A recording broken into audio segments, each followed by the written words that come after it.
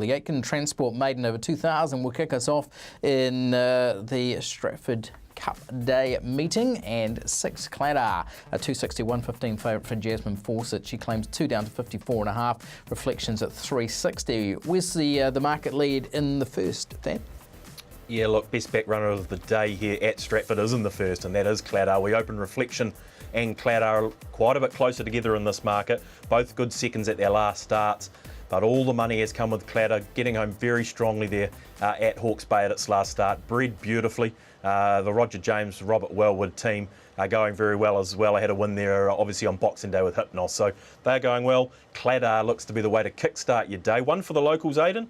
Blue Rata Anna. Trudy Keegan and her supporters are on at long odds. I see short on totes at the moment around $11. Still get 18s here. It was 26 when we opened, so a losing result for us, Blue Rata Anna. I'm just hoping Bevan's got something other than Claddagh on top at the first, but I don't like my chances.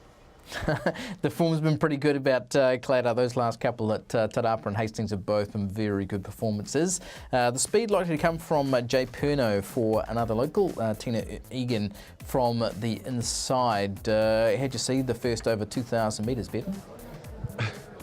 Well, I tell you what, I think Thad put on his Father Christmas, or Santa suit this morning on the starting gates. He said, look, we'll give you 240 on Claddagh, and if you win, you'll win, and if you run second or third, you have your money back for free.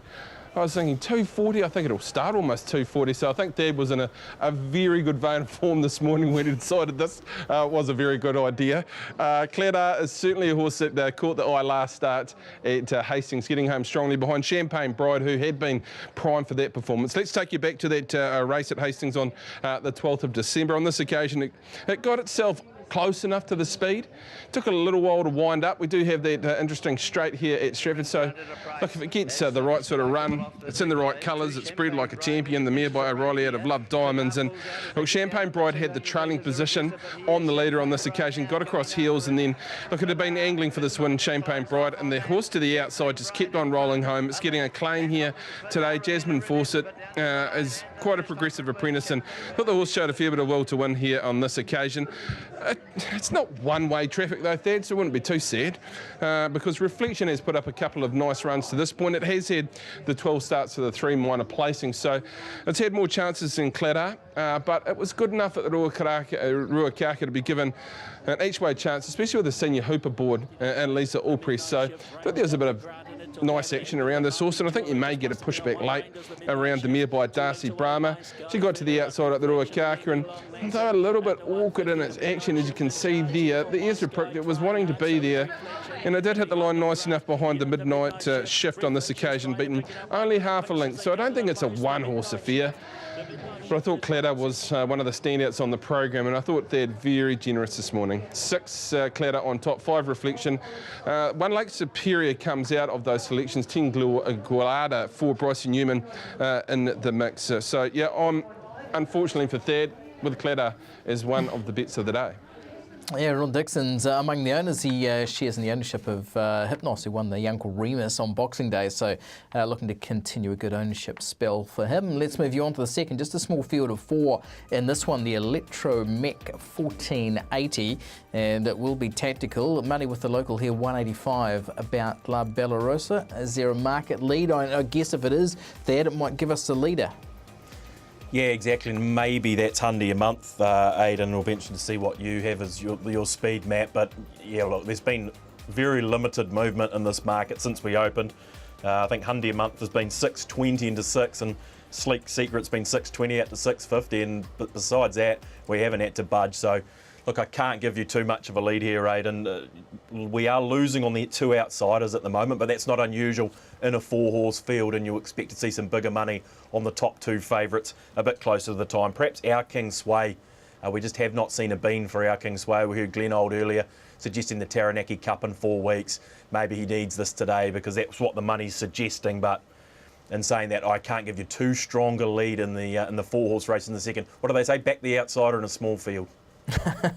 Yeah, exactly. We're not going to give you a speed map here, I don't think. Oh, we are. There we go. Hyundai a month likely to go forward, and does appear to be the leader in the race, surely, Bevan. Yeah, he'll be forward. He's got the 52 kilos on his back, which is his winning weight. We underrate him Well, I have on more than one occasion, and he's got me at a big price, under a month, and 52 kilos should see him hard to beat. But look, La Bella Rosa is a very smart horse for Tina Egan. She's had a couple of runs in. I think she's probably had this race on the program for this mare by Tavistock for a pretty long period of time. Third up this preparation, 1480 suits perfectly. She's got form behind Lady Nadal, which stacks up nicely enough. Centres are very good in that race at Awapuni, so I'm going to go with the favourite, but not a big lead from myself here personally. Outside of that, Sleek Secret, you'd expect better. Third up, Our King Sway. Well, there's a path to a Wellington Cup surely, and this is probably not the race to be winning. To go through to there, and 100 a month might blow them out of the water. Tough race, not sure where to look. I'll go with the fave. Trained locally, Tina normally gets one on this day, as you would know, over about 30 years, A-Rod. Yeah, it's always back the bottles on Stratford Cup Day was the old way. They'd really missed. On to the third anyhow, and this one the Eltham Vet Service Field Talk Maiden, where 7 McHale at 360 and 145 comes up favourite over Zakaz, and I Walk Alone at 6 and 650 respectively. Open race this, Thad, what's the market telling us?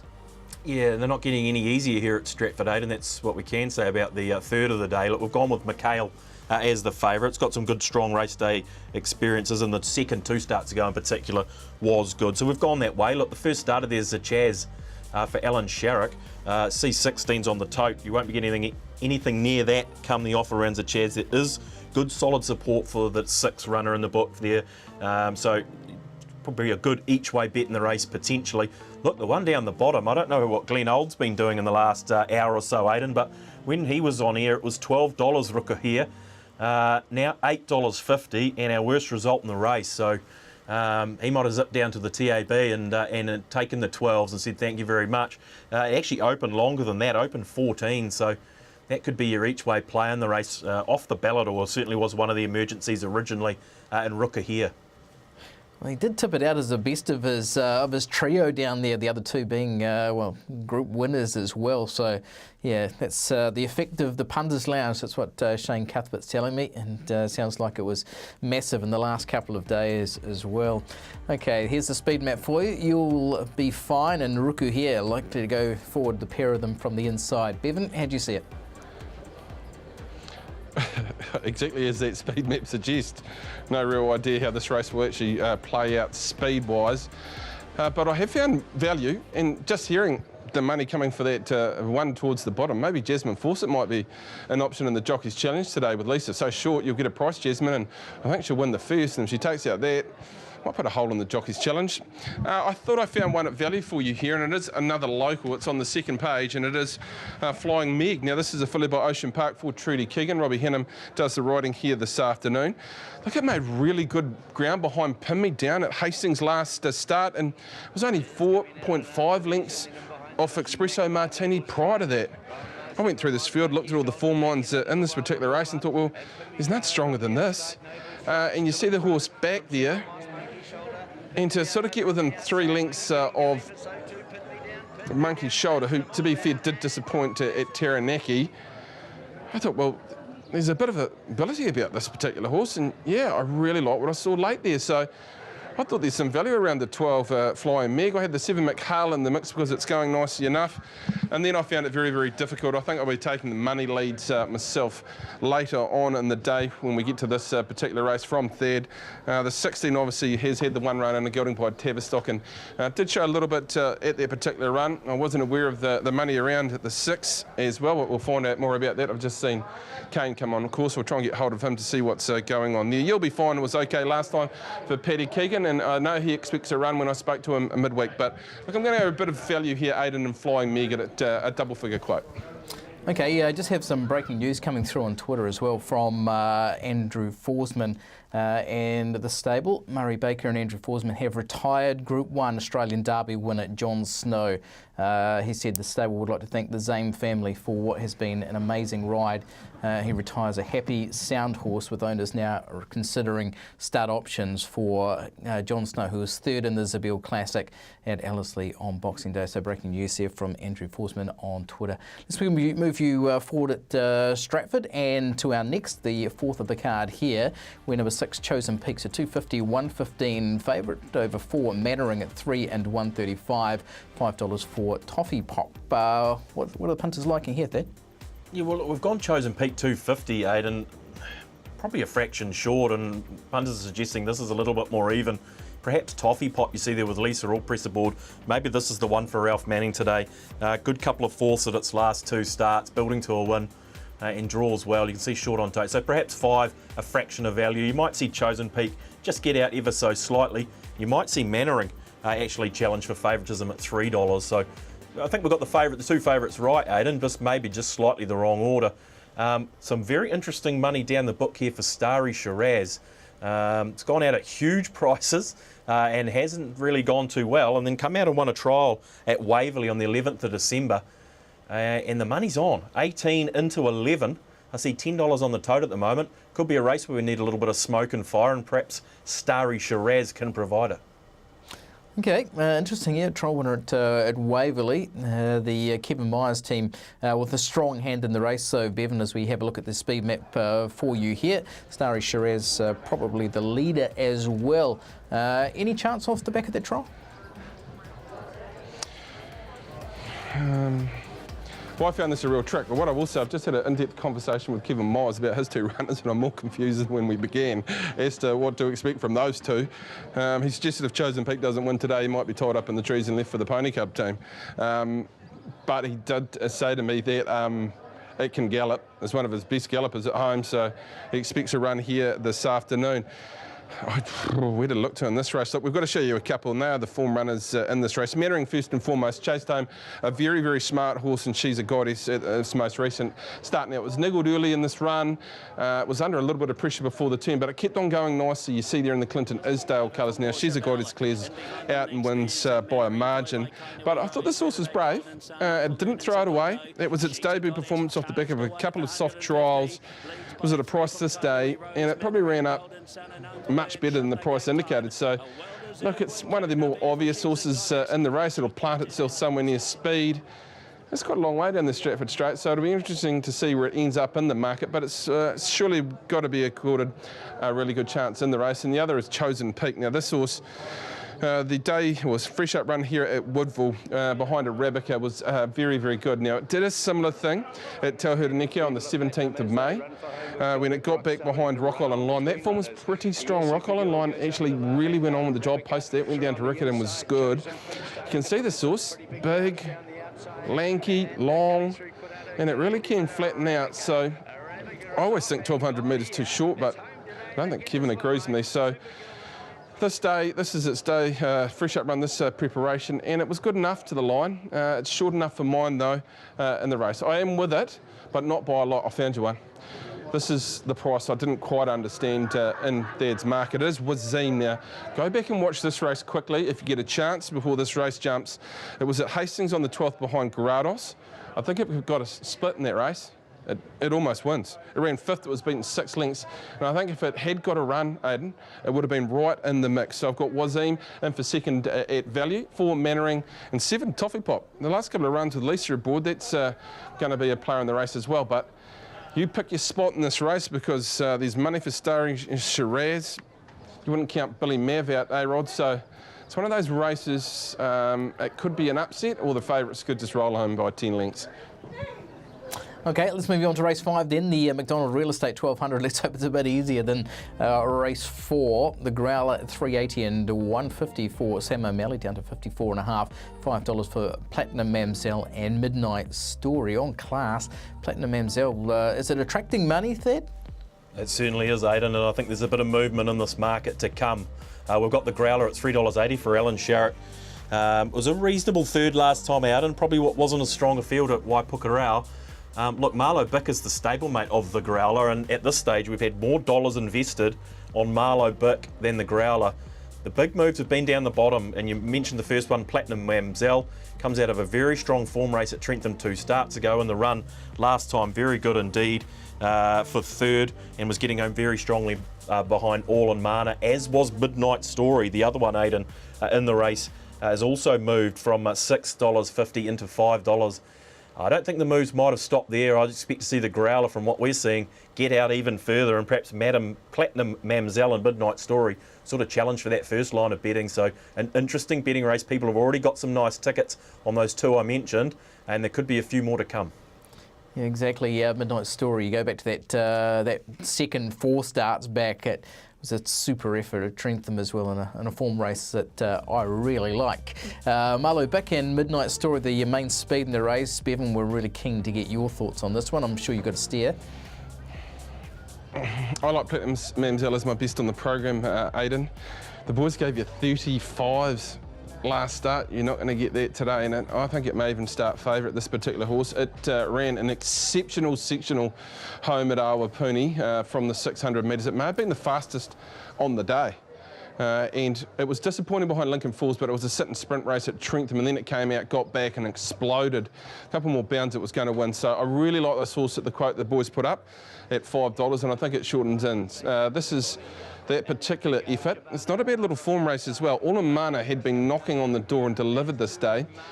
And I don't think it's a bad sort of form race. Now you see Platinum Mamzelle coming across on the back of, I think it's Lisa aboard Olamana, and Robbie gets this horse to the outside now. Got an extravagant action, Olamana. Gets the job done nicely, but Platinum Mamzelle is good as they get to the line. So I thought this horse will go very, very close today. Gee, they both flatten out beautifully, don't they?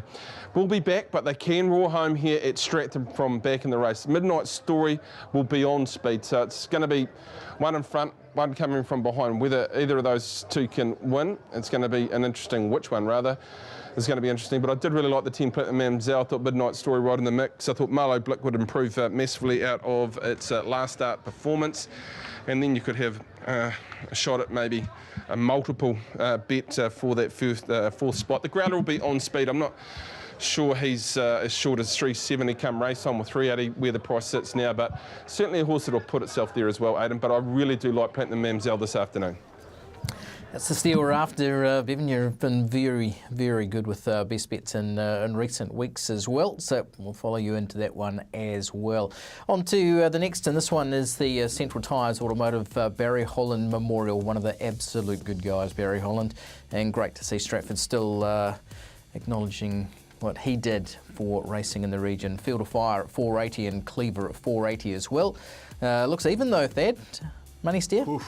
Yeah, you've spotted it, Aidan. Look, 8 runners in the race, 7 of those runners between 480 and 750. Extremely tricky. Look, of the two favourites, Field of Fire and Cleaver. Cleaver has been the better backed of those two for John Wheeler. Look, the run's beaten by Belfacino 2 starts ago. Looks like tremendous form for a race like this, and then went to a strong special conditions race at Trentham. Finished last, but I think we're going on that run 2 starts ago there. Look, there's money for When Harry Met Saddle for Bryce Rebel. There's also money for Kit Kat as well. So, yeah, what I can say, extremely even, deserves to be extremely even. Of the two favourites, the better backed has been Cleaver. Okay, even race. We'll have a look at the speed map and see how even this is as well, because it will go some way to deciding it. Cleaver, When Harry Met Saddle, and Fisherman's Blues, the main speed, according to the formpro.co.nz speed map. Bevan, how do you see it?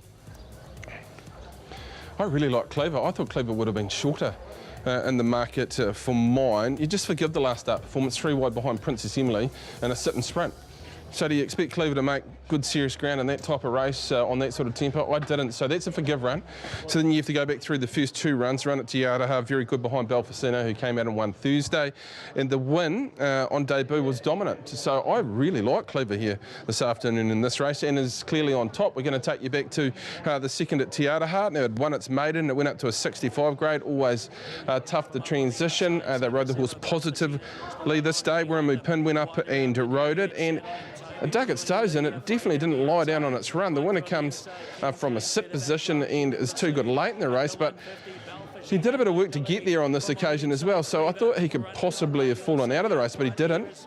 And then he's gone over 1,200 metres. I think he was a little bit awkward this way of going as well. Gets back the Stratford way of racing and up to the 1,600 metres. Thought it'd be a massive chance, Cleaver. I had him on top. 8 Red Rascal, well, he's back to 1,600 metres, Rod? You can tell us about Red Rascal as well. maybe just wins over 1,600 metres and not quite that staying type of horse, but he should have won one by now. 3 Field of Fire, nice horse as well, and then I put in 7 Kit Kat, who was very good through those first two. A little bit disappointing the last couple, although it did run on nicely behind Skyfighter at Wanganui, and Skyfighter has franked that form on Boxing Day out of Awapuni, but I think Lisa might just get this one with the Cleaver Ford Johnny Wheeler.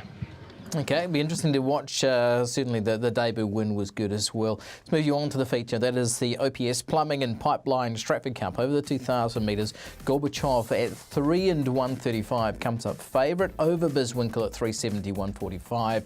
Duffers Creek, Hank Moody, Lord Have Mercy also in the market. What's the main push coming for here, Thad?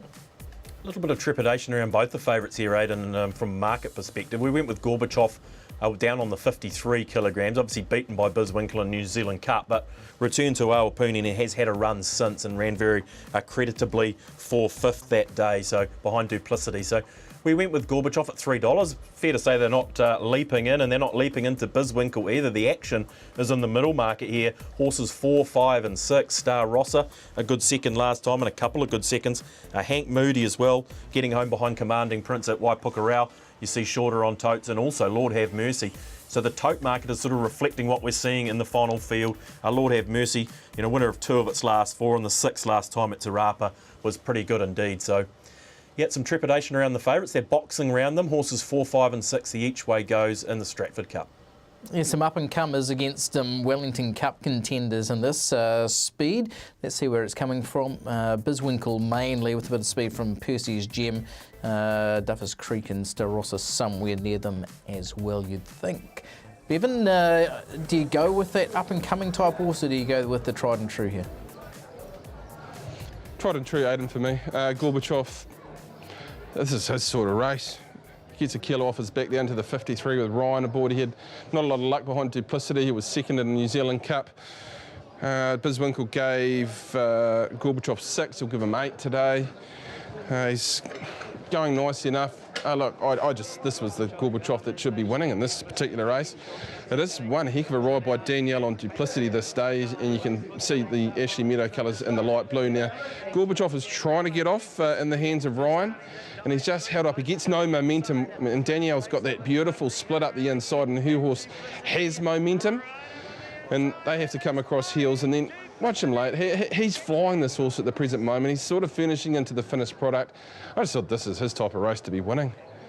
And so I didn't mind the $3 that Thad had up. I understand there are other up-and-comers in the race that may be players. Star Rossa, there's a bit of spruiking around the place for it. Hank's a chance here today on what we've seen of late. Biswinkle, if they leave him alone in front, there may be a danger. And I don't know, just on profile in this race, I thought Duffers Creek fit it really nicely as well, so I'll put that in for 4th. But Gorbachev has been going so well since we saw that win at Hastings, Aidan, and just seemingly enjoying its racing and continuing to improve that. I'm just going to go with a horse who I think will be a competitor in the Wellington Cup. Yeah, he's going to come in on a lightweight there as well, and you can't discount him. He's doing everything that you'd want to see of a horse building into a good staying feature. Let's move on to the last of the 8 there out of Stratford, the We Love Our Life Members and Volunteers Maiden. Okay, Cabochon's 3 and 135 favourite over Triomphe at 390. Anything else attracting money, do you think? He certainly is, Aidan. We've gone with the northern form here in Petone. Cabochon $3. With Lisa aboard. Hasn't been far away in some reasonably strong maiden races up north there. Triomphe raced at Ellerslie last time, so we went that way. Punters have given us the swerve completely here. Mr. Jimmy Pocket here for Trudy Keegan. You can see very short with Jonathan Parks aboard currently on the tote. Still gets $6 about it. That is clearly a losing result, and we need Bevan to do some homework here if he hasn't already around a horse called Hey Happy. $7.50. Was Des Coppin's value bet on Radio Trackside this morning. It's first up at a mile for Kevin Myers, and boy oh boy, clearly the worst result in the race. So we've either got this market wrong, or customers have got this market wrong, but someone's got it wrong in the last. Okay, we know Bevan's done his homework. There's no two ways about that, Thad, so we don't have to ask him to do it. Let's have a look at the speed map and then get his thoughts on this. Grand Rex, the likely speed in the race is a stablemate of Hey Happy. What do you know, Bevan? Well, I asked, I'm just a bit confused with the answer around A Happy. I sort of got, well, not fast enough, boy. And that was it. So Des has put the money on. So they'll continue to get money at the racing deck. There's no doubt about that. I thought this was a nightmare of a race, to be honest with you, to work out. I wasn't sure where to look. Trudy Keegan's partner Vaughan's on a promise. He said if you ride, or Jonathan rides Mr. Jimmy Pocket, you'll get a winner. So maybe that's where the money's come there, but I'm not so convinced. I think Lisa did lose the irons late in that race at Hastings, so maybe a little bit unlucky, but I wasn't convinced in this race at all, really. I went with the form that Thad sees, the 8 on top with Lisa aboard. Ralph Manning does the training here. I thought this was a horse that you could have a lot of respect around. Triumph in the mix for me as well. Mr. Jimmy Pocket I put in the mix as well. I didn't have Hey Happy. And I have asked the question, Aidan, but as you know, unravelling the answer is very, very difficult. Let's have a look at a best bet, and it is. It's like I always say to T. Lee, stand by me, because he can decipher what's going on, and I say, well, what do we actually talk about there? And then Tony will give me the answer. It's a bit of fun. But as far as the betting strategy goes today, look, we've been putting the 100 on 1 over the last couple of weeks, and we've had a bit of success. We're not going to do that today. We're trying to get a little bit for New Year's Eve, so you can get the Moe rather than the, what do they call it, Spumante, Aidan? The best bet, race 5, Platinum Mamsell at $5. Now, I love Wazim at 26. Have a little bit on that. I think this was, if we can back up what it did at Hastings, an each way chance. So we're going to take a $100, it's going to be a poker bet, or you can do a boxed win multi if you want to do it that way. I'll be taking a $100 poker bet. Claddagh to win, Platinum Mamsell to win, and Gorbachev to win. You'll get a $25 unit as a poker bet, or you can take that $100 boxed multi, any 3 or any 2, all 3, and you'll get a return on your money. First on the program, Aidan, and your lovely part of the world goes 12:37. Yep, yeah, a little bit of FOMO there as well too today, because I'm sure it'll be a massive meeting.